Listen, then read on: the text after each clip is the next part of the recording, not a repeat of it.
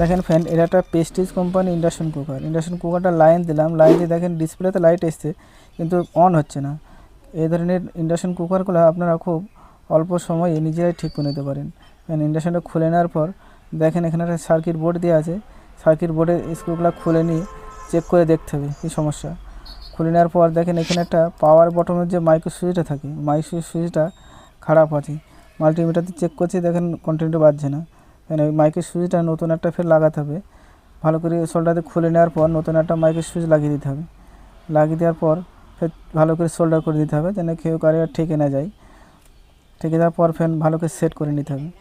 মাল্টিমিটারতে দেখে নিচ্ছি কন্টিনিউটি ঠিক আছে। মানে ভালো করে সেট করে নেওয়ার পর ফের চেক করে দেখে নেব যে ঠিক হয়েছে কিনা। দেখেন ফ্যান লাইন দিলাম, লাইন দেওয়ার পর ইন্ডাকশনটা চালু করলাম, দেখেন ওকে হয়ে গেছে। ফ্যান ভিডিওটা ভালো লাগলে একটু গঠনমূলক কমেন্ট করবেন আর শেয়ার করে দেবেন সবাইকে দেখার জন্য।